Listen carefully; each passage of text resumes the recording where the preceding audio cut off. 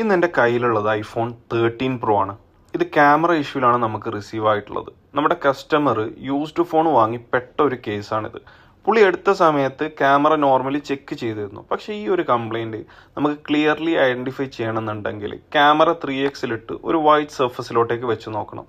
3x ക്യാമറയിൽ dust accumulate ആയിട്ടാണ് ഈ ഒരു സർക്കിൾ ഡോട്ട്സ് ഫോം ആവുന്നത്.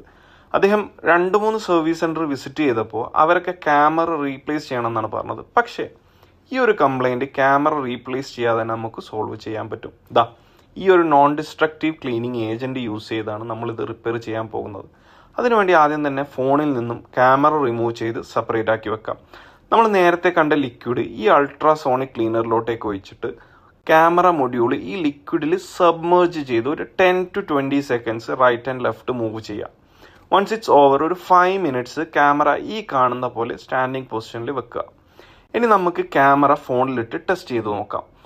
ഇപ്പോൾ നമ്മുടെ ക്യാമറ കംപ്ലീറ്റ്ലി ബ്രാൻഡ് ന്യൂ ആയി. Not a single sign of any dots.